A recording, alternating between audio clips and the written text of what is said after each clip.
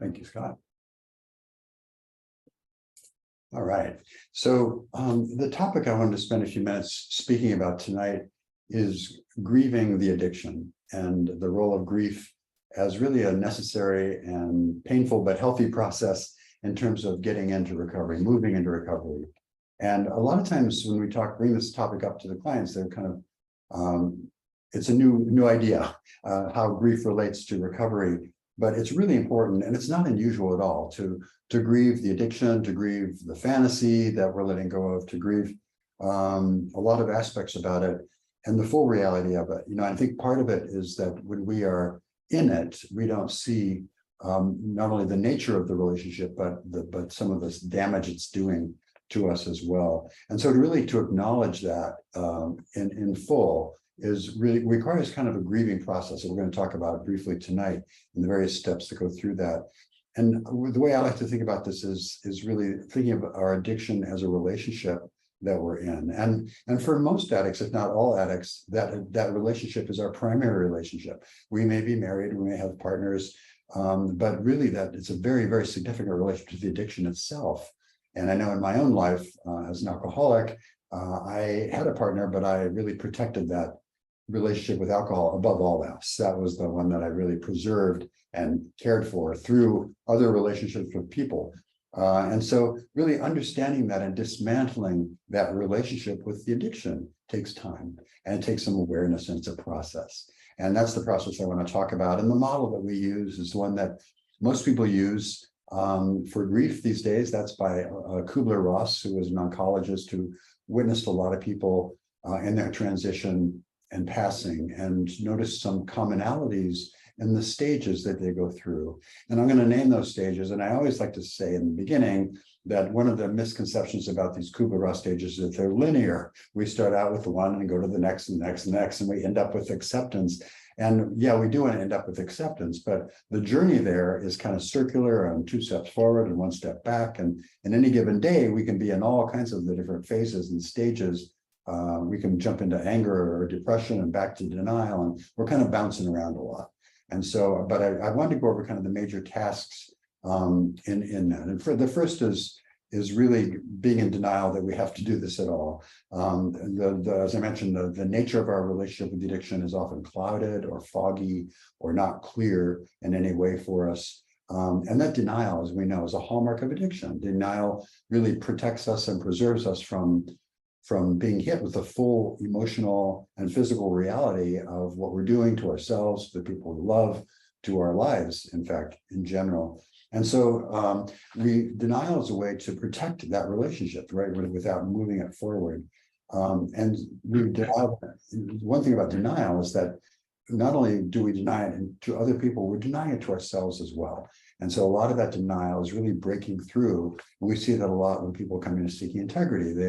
They intellectually know the impact that their actions have had. They're kind of up here as an idea, but they're really disconnected and detached from the emotional impact of it, the pain, the emotional pain, the sadness, the hurt, the anger, the fear of what goes with that.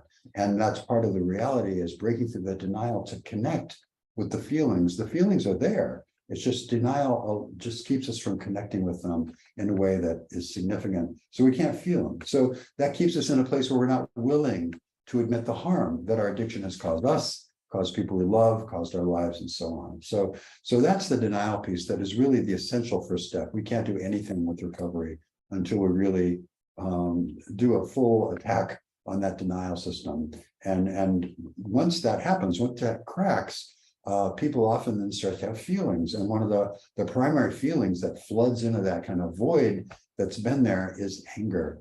And it's anger that when we finally realize we're in this damaging relationship with this addiction, and we start to see and understand in a very real way, not just as ideas, but with the emotional component as well, of the damage we've done, the hurt we've caused, the betrayal and trauma we've caused our partners, the damage we've done to our health, to our extended family, to children, and just every relationship in our lives really is affected by this. And so the anger can be directed at all kinds of things. It can be directed at our addiction itself. It can be directed if we use substances. It can be at the substance, at the sexual acting out behaviors. excuse me, it can be anger at the consequences that we've caused ourselves, that we've brought on for ourselves. It can be anger at the people around us who may be pressuring us to get into recovery. So this anger is kind of universal. And as Scott and I have pointed out often here, that's one of the first things that creep back in when people start moving kind of out of a strong recovery into sort of a slippery slope. Oftentimes they get irritable, and then anger and blaming, and that whole flavor of the emotion is a real warning sign once people are in recovery. We may feel betrayed. We may feel on our own part, right, by the addiction, by the drug, by the sexual acting out, and abandoned by the relationship that we really have counted on as our primary way of dealing with the world. As addiction is our primary coping mechanism for feelings. And one of the other major tasks of recovery, by the way, is building other coping mechanisms and strategies to deal with that, healthier ones that most of us as addicts really never learned along the way. So the thing about anger is that it's an unpleasant feeling, but it can also be used as a fuel or impetus to recovery. It can really drive us forward in the process. And that's a good thing. It can be a kind of a fuel unless it becomes destructive. And if it's used, I always like to also look at what's under the anger. Typically there's a feeling underneath that anger. And I ask my clients to drop down. If they're feeling a lot of anger and can't get past it, what are you feeling underneath? And usually it's fear or loneliness or sadness. Some of those core basic feelings are often there. So if you're feeling resentment or anger, always ask yourself, what's the real feeling? Because the anger is kind of a reaction to something deeper. But the third stage, then, out of anger, we've dealt with the denial, we've dealt with some of the emotional reaction to this process. And now the third one is bargaining, as Kubler-Ross identified. And bargaining means, okay, something's got to give, but maybe I can keep a bit of my addiction. Maybe I can just do this or that and not something else that is more problematic. So we start to bargain, keeping bits of our addiction. And that ultimately, for good recovery, we have to really sweep the whole thing away. We can't really do much beyond that. Once we move past bargaining, we get into some depression. And this is Kubler-Ross's 4th out of 5 stages.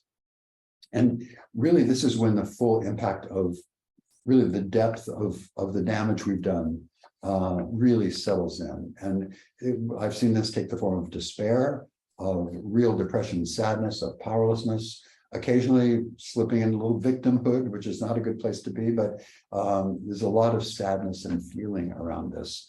And part of that is reactive, part of it may be chemical, part of it may be a depression that we had in the beginning that we were using our addiction to compensate for. So this deep despair can also, like anger, be directed at many things: how the addiction affected our lives, how it harmed our relationships, how it impacted my physical health, or our physical health, our emotional health, our partners and spouses. And this can lead to kind of this overwhelm of remorse and sadness. And it's really important for the addict to get in touch with the remorse and sadness. I don't like to have clients sit in that a long time, because people can get kind of stuck in that, but it's really important to feel the feelings and acknowledge them and deal with them. And then that hopefully leads us to the last stage with acceptance. First of all, depression, I might say there's a lot of losses that happen, not only losses that as a consequence of the addiction, but loss of the addiction itself. And so I remember a client once saying, well, I'm really sad because I won't be able to enjoy wine at a bonfire at the beach, or glass of wine with my spouse, or certain kinds of sexual activities. A lot of sex addicts think life with normal, in air quotes, sexuality is going to be boring, uninteresting. The intensity is what they're also sad to lose. And I always maintain we can find the intensity is going to be not quite, it is like with sex addiction, but life in recovery can be plenty intense and exciting for that matter. So then the final one, as I was saying, is acceptance. And this is where we want to end up. This is where we're going to land, come from finally understanding the true nature of our relationship and coming to terms with our past and starting to see a possibility for our future. And this is where this arc of this recovery process starts to bend toward a new life. And I think that's really important, where we understand there is a path laid out, not only in the 12 steps, but in the experiences and therapy and other kinds of healing processes for many people that have gone before us. So we're not in this by ourselves, and there's a clear pathway forward if we're willing to do it. We begin to entertain a new vision for our life. You know, a lot of us are stuck in this old pattern of like loss and I can't do that anymore, this kind of being without. And we start to see there may be other ways of living life, of feeling feelings, of being in relationships. And that new healthy relationships can actually be a lot better and more fulfilling than the old ones. And there's a beautiful passage in the big book, and I can't, some people can quote the page and I'm not one of those people, but basically it says we move from kind of focusing on controlling the behavior and grieving that old way of life to really starting to enjoy our new way of life and not missing that old one at all so much, and really embracing this new and empowered way of living in recovery. So as we develop new ways of coping, new ways of managing, we can really dig into that acceptance, and that really becomes the root of the recovery. So to sum it up, this bargaining process of grief is a really, and all the way through the other stages of grief as well, is a really important process and necessary process to move us into full-blown recovery as we want to experience it. So with that, I'll stop. Thanks, Scott. Thank you, David. I'm one of those weird people that knows what page it's on. It's page 417 in the big book. And I actually just called it up here. I'm going to read it to everybody because I do think it's incredibly powerful.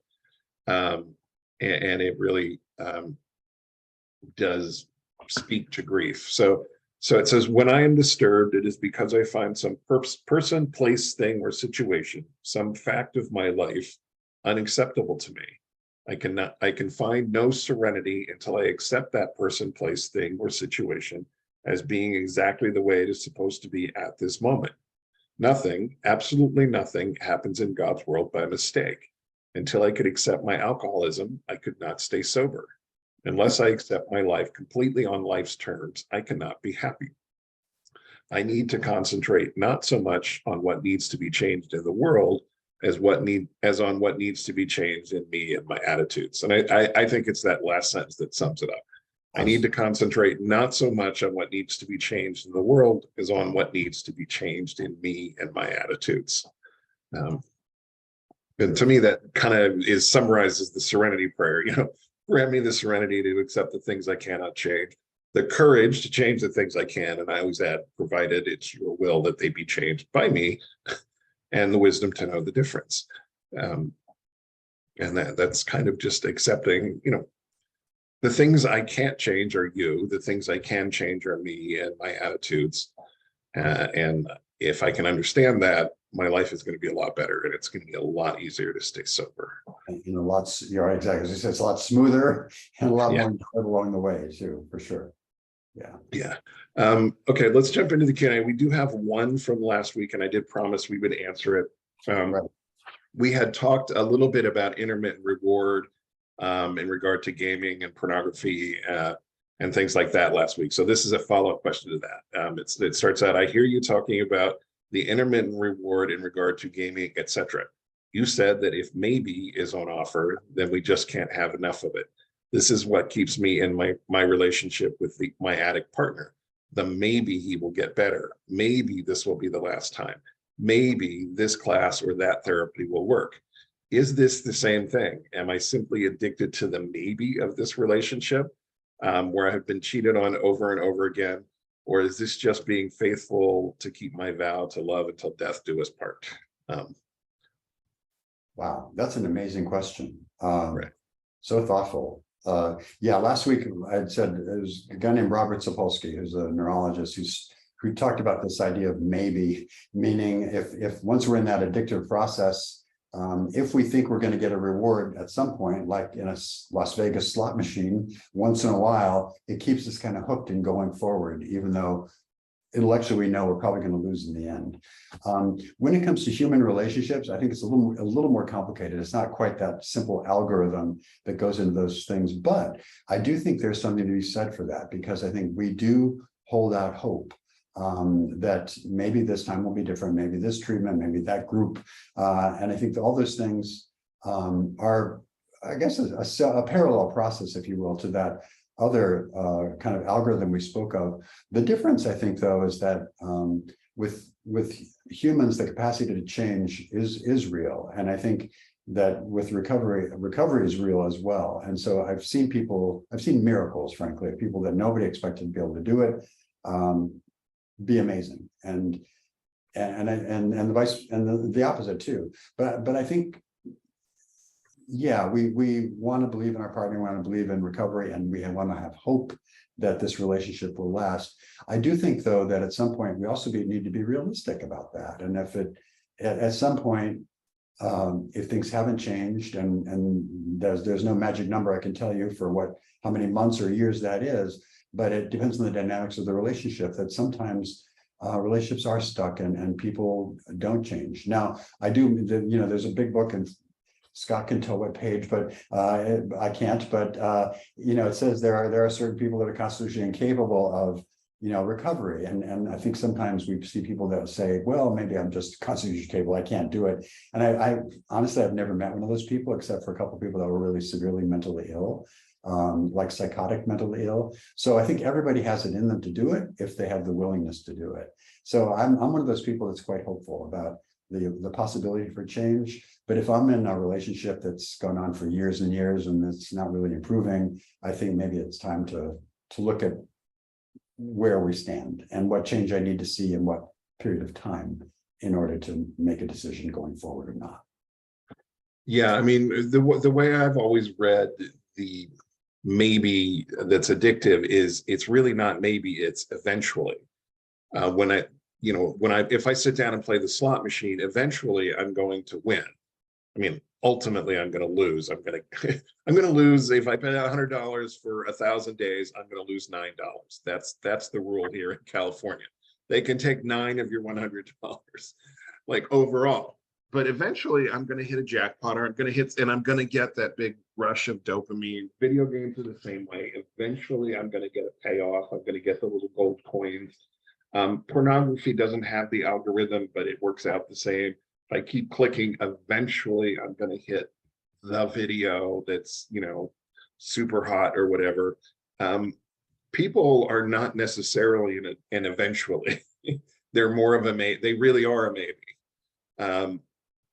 So I don't know if it's that eventually that's really the addictive thing. Like, I know that eventually if I keep playing, and I don't want to stop playing right before the big jackpot.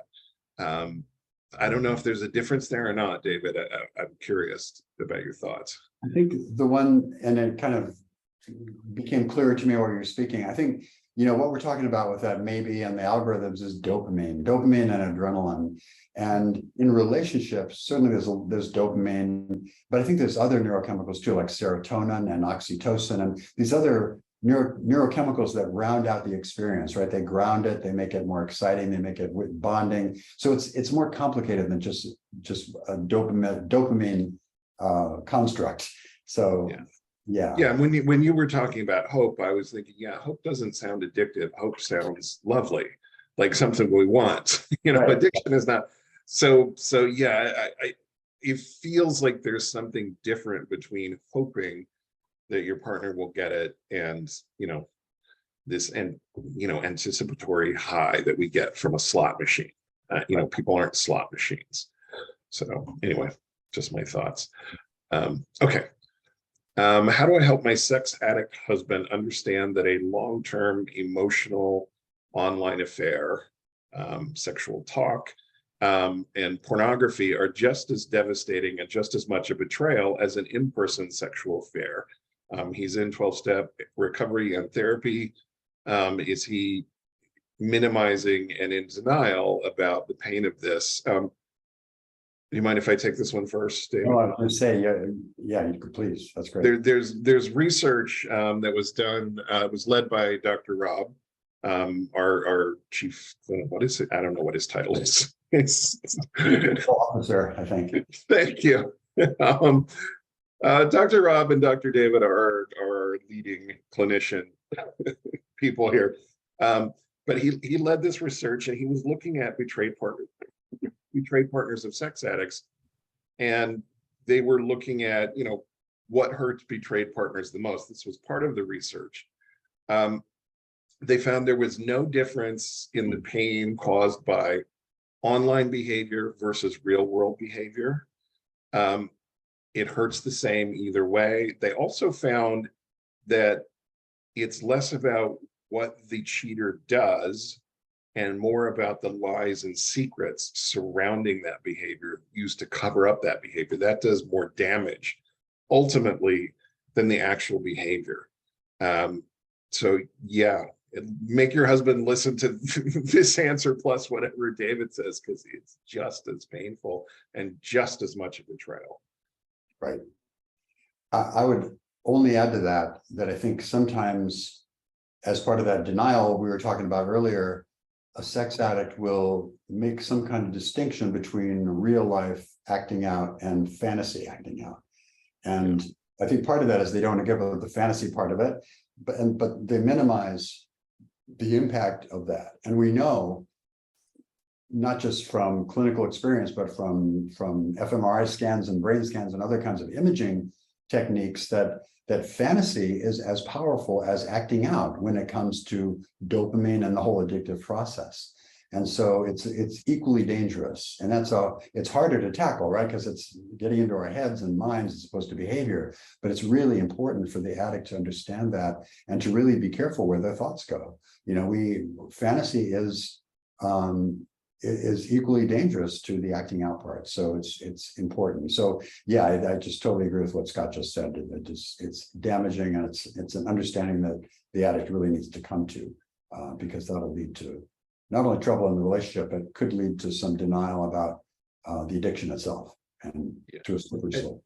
And breaking through this kind of denial is one of the primary tasks of inpatient treatment. It's one of the first things that we go to work on is their denial. And even in our online work groups, it's one of the first things we go to town on is denial, because guys will say, well, I wasn't really cheating, it was only porn. Like, how does your wife feel about that? Well, she thinks it's cheating. I'm like, yeah, so do I. The definition, Dr. Rob's definition of infidelity, which kind of came from this study that he did, is the keeping of important sexual and romantic secrets in your primary relationship.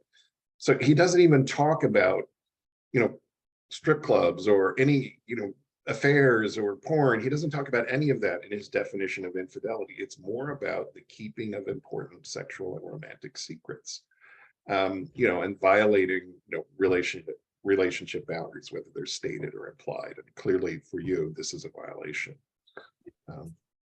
So yeah. Okay, I can stay away from porn, masturbation, and sex, but I have been shown to be a sex and love addict. Most of this is based on using sex and love in my life to feel wanted and needed, as well as feeling guilt after some of the sex. My wife seems to believe that because of the sex addict label, I will continue to act out if I feel insecure or have a life crisis. I know there is not a spectrum on the sex addict level, but there must be some way of looking at the seriousness of the addiction, like compulsive masturbation or porn use versus illicit sex versus whatever. So this guy feels like he's being tarred and feathered because of the sex addict label. And are there milder forms of sex addiction? And what is the difference between a sex and love addict? It's a lot here. I'll let you go, David. Yeah, so I'll tackle a couple of those things. One, we talked about one of the stages being bargaining, right? And I think I see some bargaining in here. Like, I want to take this part, but let's leave that part. Let's soften the description of this to make it not quite so bad. So this is bargaining, and that's part of the process of denial, but it's a long way from acceptance still. And so I see this kind of a person mired kind of halfway through there in that regard. Love addicts, it's really just, it's the same similar process. It's just focusing on a slightly different neurochemical. It certainly has a lot of dopamine, but it adds oxytocin, that bonding hormone that creates that infatuation, and it's an altered state that we get when we first fall in love with somebody, and that's the high that a lot of love addicts seek. And when that limerence, it's called, kind of equalizes after a couple months in a relationship, they often think, well, they fall out of love and they go off to find the new high with somebody new, and it's all kind of fantasy based. So the thing here, it's almost parallel to the question earlier. Are we talking about acting out, physically acting out, or are we talking about fantasy? And both are subsumed under that category of addiction. So I don't think we can put a pretty face on it or anything like that. This is both of these behaviors, whether it's fantasy based, whether it's love fantasy based, or acting out in real terms. All of it is addictive, and all of it is destructive. And as we just heard, all of it is painful to partners. And so I think it's really hard to kind of soften it and make these fine distinctions, trying to maybe categorize one thing as bad and something else as slightly less bad. I think we need to, like being a little bit pregnant. Yeah, I think these are fine lines that probably don't exist. But all I see is a lot of room for bargaining and arguments and saying, well, I'm this, but I'm not that. And yeah, all of which kind of misses the point of admitting that we have a problem that takes many different forms, and we need to address the entire thing. Yeah. And at Seeking Integrity, when people come to residential treatment, before they arrive, we have them go online and take a really large test called the Sexual Dependency Inventory. And it breaks things down by category, and it looks at this and the severity of each category, like how much of, not the severity, but how much of this are you doing versus how much of this or how much of that are you doing. But even that test, it really doesn't place value judgments on anything. It's simply done so that we know what you need to work on when you arrive in treatment. And David, you'll correct me if I stated that incorrectly, please. No, that's right. That's right. It really looks at behaviors and fantasies too, but without any kind of judgment. It's a really, although it takes a long time to complete, it's a very efficient way of getting a whole lot of information quickly. It would take us months of sessions to get that much information, so it gives us a head start. But it really does look at the whole range of behaviors, and different people have different clusters of different kinds of things they get into, right? But all of it is under the rubric of sex addictions. It's all the same thing. And all of it causes problems.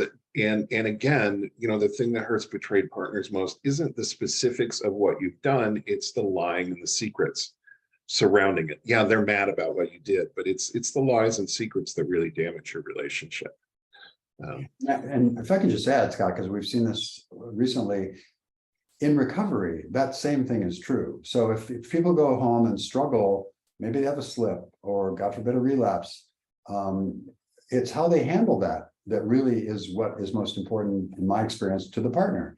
It's the lies and secrets to cover it up, or conversely, how fast they came clean and talked about it, as opposed to the relapse itself. Not that that's ever a good thing, but I think it's how we handle it has more weight and value than the act itself. Yeah. There's one other bit in this question that I want to pull out and address here. My wife seems to believe that I will continue to act out if I feel insecure or have a life crisis. David, can you talk about what aspects of recovery address that? Because, part of recovery is learning how to live life on life's terms instead of acting out all the time. Right. When I was describing the grieving thing a few minutes ago, we spoke about how we have to kind of learn new ways, get new coping mechanisms, and how our addictive patterns were really kind of maladaptive ways of dealing with the world. And so when we give that up, I've seen people kind of unable to kind of create new ways to do it and constantly reverting back to the addiction, slipping a lot when life goes on, right? In recovery, we still have challenges, people get sick, and there's all kinds of stuff that happens in the world. We have to learn how to deal with it. And so I think the recovery itself is learning how to reframe and rework our relationships with with not only ourselves, but with people and with our circumstances, and learning how to cope, learning how to talk about it. And from the get-go, like day one in Seeking Integrity, is we talk about what do those tools look like, and much of it is based on social networks and connection and support groups, and learning how to identify needs and feelings. And it's a whole set of skills that take time to perfect. But you're really building a whole new system of dealing with the world. And as I said before, I think some of this stuff, for whatever reason, most addicts that I've encountered, myself included, never got. I don't know why or how, but I can, there was like major chunks of how to live life that I never was privy to until I got into recovery. And in fact, many people you'll hear of when they can kind of pinpoint how old they feel emotionally when they really started acting out. And I was definitely I felt like a teenager when I finally got sober, because that's kind of where I got stuck.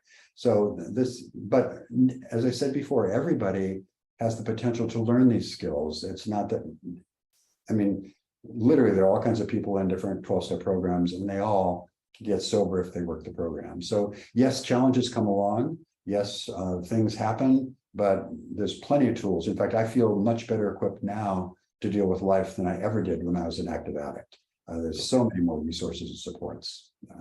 It's can't even be compared. Yeah, I mean, I've got 20 years plus sober from this addiction, and I can tell you that, you know, life hasn't been pretty flowers and afternoon tea for 20 years. You know, life continues to happen. It continues to come at us. You know, I feel insecure all the time. I have life crises a few times a year. Of varying degrees. One of the things I've learned in recovery is I don't have to walk through these things alone, which is what I did as an addict. Or well, as an addict, I didn't walk through them at all. I avoided them. In recovery, I learned to walk through them and not try to do it alone. And that's the biggest lesson I've learned is, you know, when you know what hits the fan, pick up the phone and call somebody. You know, to make sure that I handle it in a healthy way, because people in crisis, you know, we don't make good decisions in crisis. We need somebody who's not in the middle of the crisis with us sometimes to talk us off the ledge. But once we learn to pick up the phone instead of and use it to call somebody instead of look at you know, for an acting out thing. You know, that's a real life lesson. This is what adults do. And like David said, most addicts, we didn't get the message on adulting until we get into recovery. True.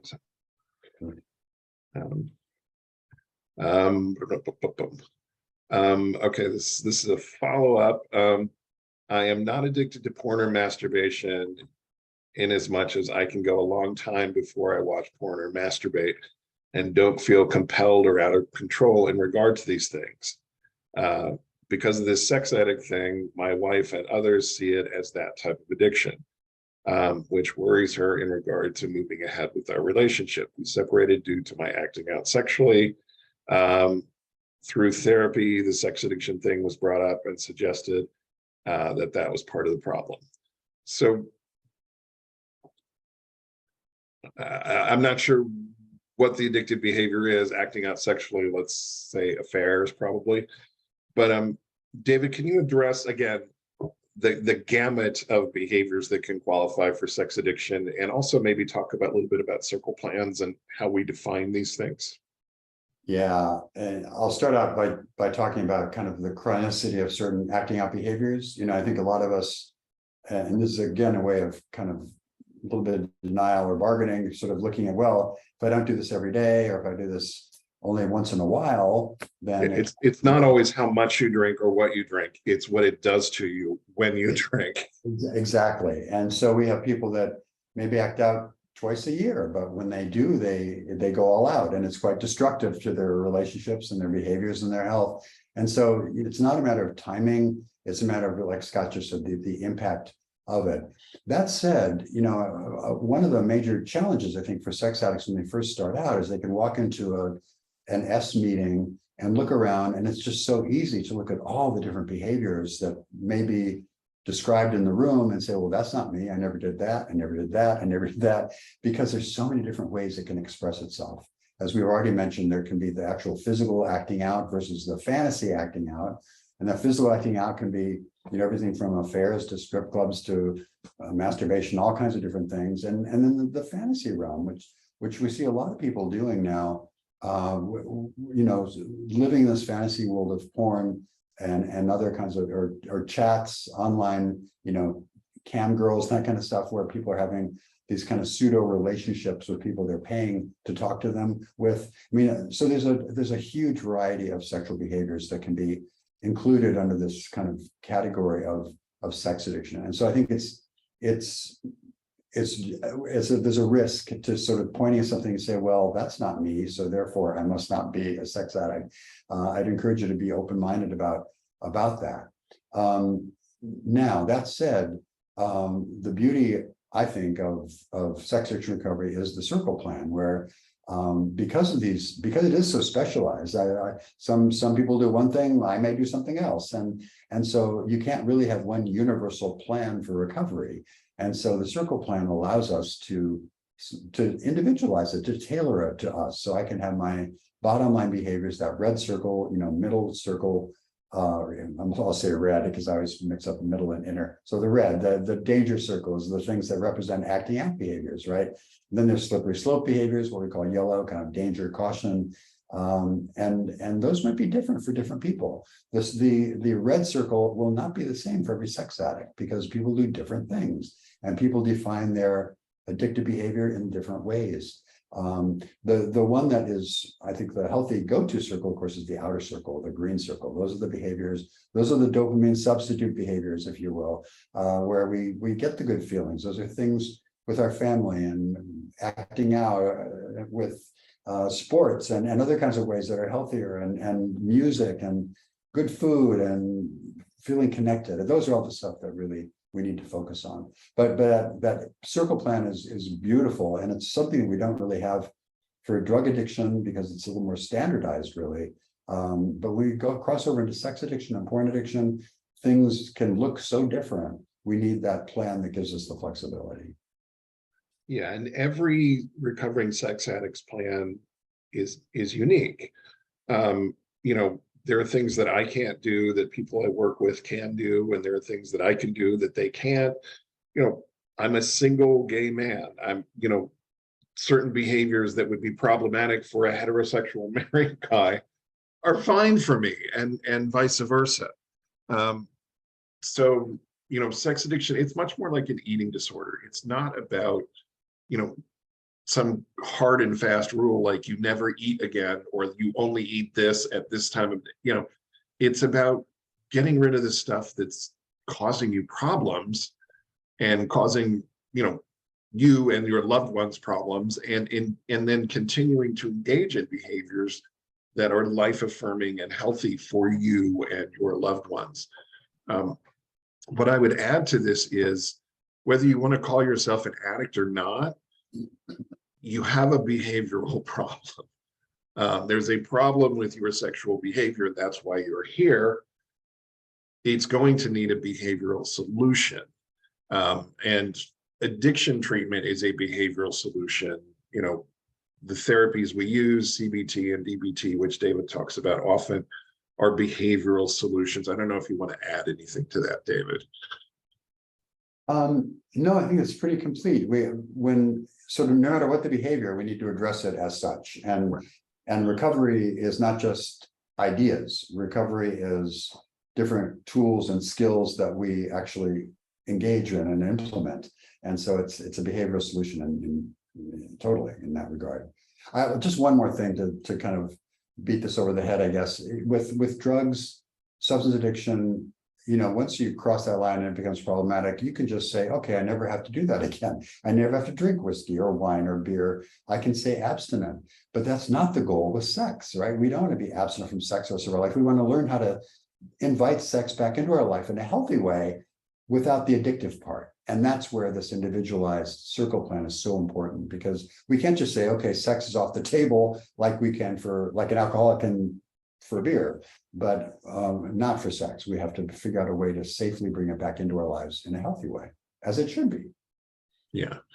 I love this next question. How, as a man, can you express your feelings without being effeminate? Expressing feelings makes me feel weak, with low self-esteem, helpless, not a man. What am I thinking wrong here? Is this common for addicts? Great question. Yeah, we were talking just today with the clients about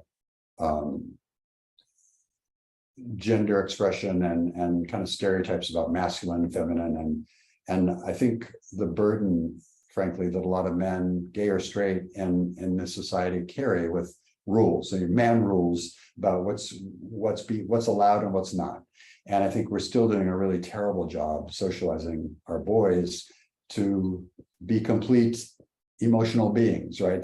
These rules where we cut off certain feelings. And so I think what you're experiencing is a really heavy duty process of socialization that we have in this society. I think it's getting better, but I think it still is deep seated, and we internalize that stuff. And so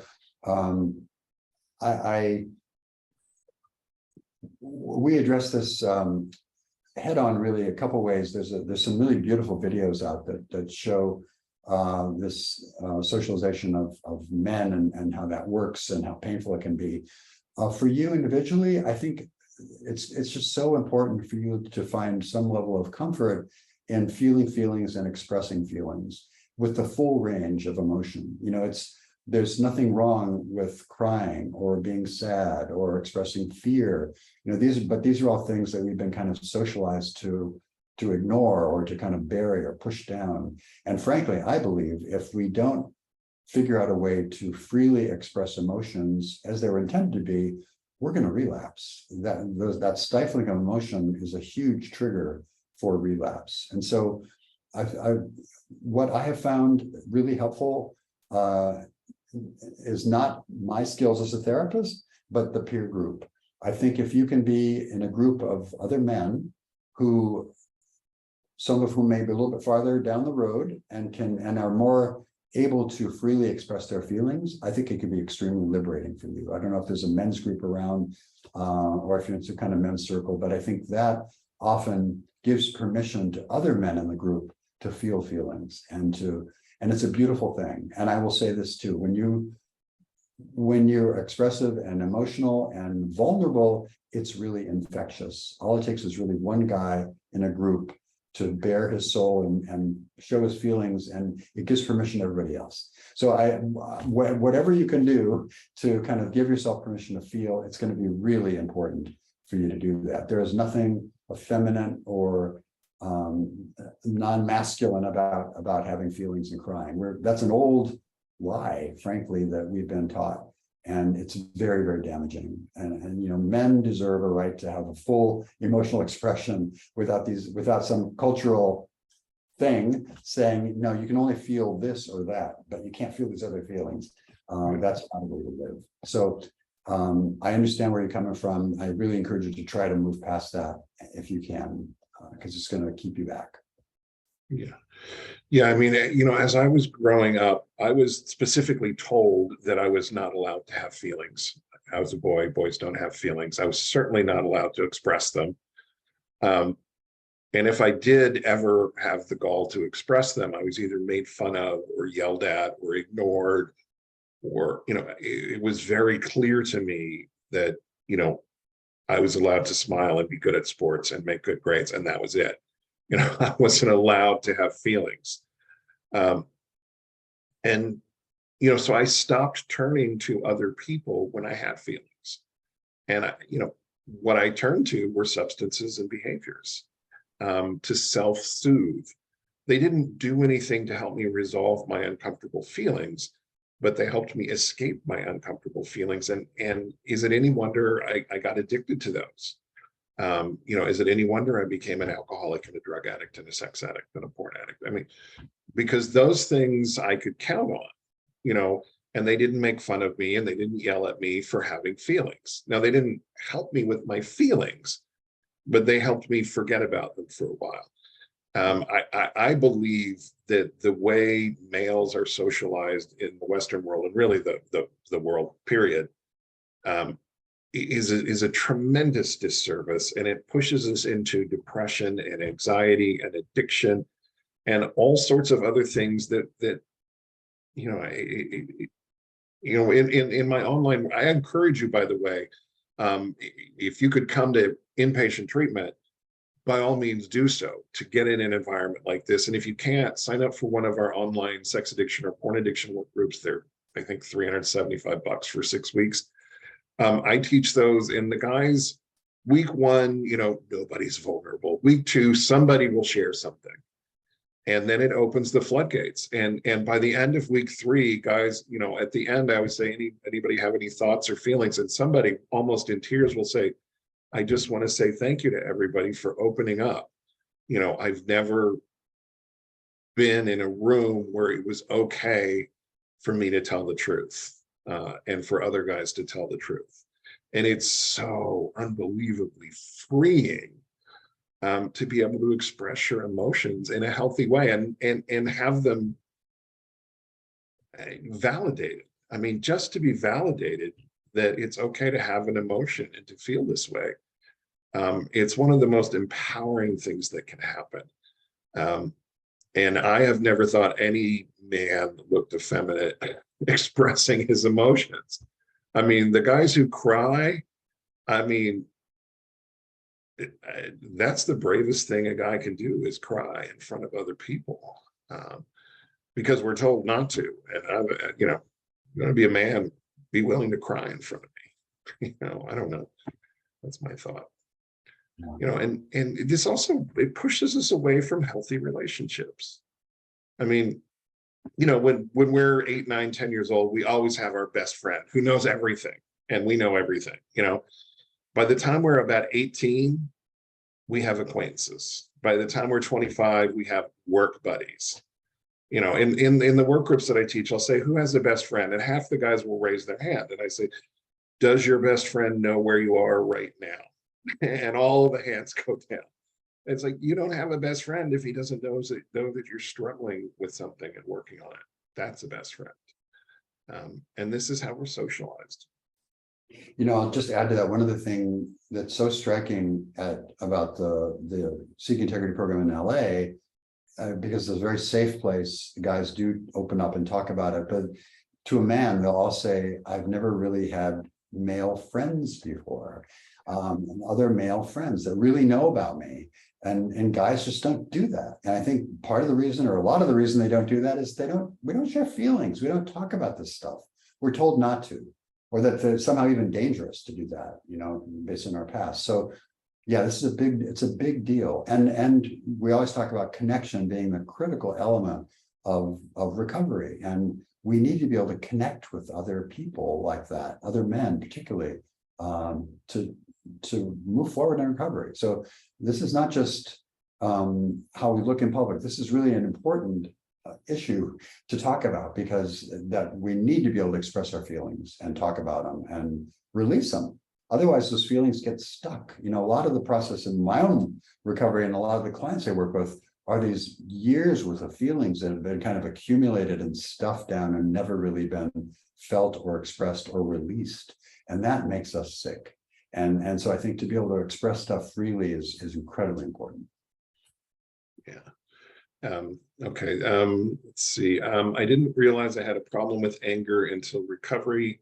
I thought I just get irritable, and that's not so bad.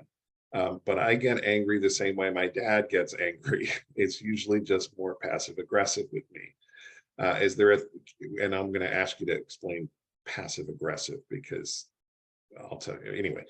Is there a thought pattern that most needs to change to stop being so angry and aggressive? For example, changing black and white thinking is supposed to curtail a lot of anxiety, because it is so drastic to say today was the worst day of my life versus today was not great, but it probably wasn't, and probably might not be the worst, and then continue to talk and process the event.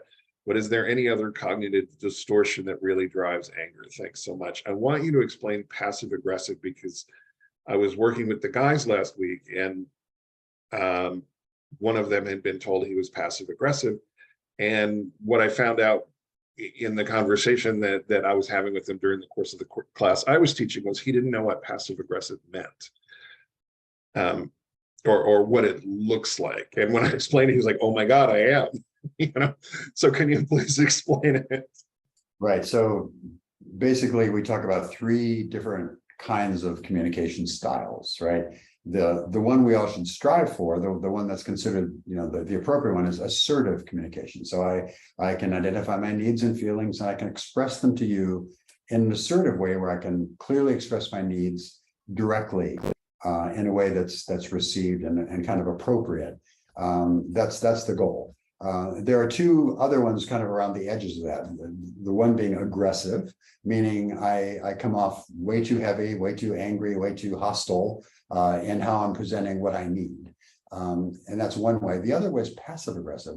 Passive aggressive is also being kind of hostile, but not so direct, being indirect, making a snide comment. I remember one person talking about their version of passive aggressive was like, letting the air out of somebody's tires, like really kind of aggressive stuff, but not direct.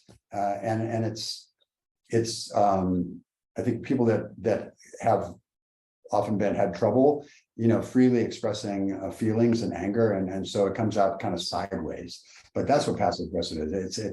It's being aggressive to you, but not quite to your face, kind of being indirectly aggressive, or therefore passive aggressive. So it's not a healthy coping mechanism at all. It's something that we see that's very undermining, and it can be quite damaging. So that's yeah. The follow up to this is passive aggressive. Like, I say things behind people's back. I gossip.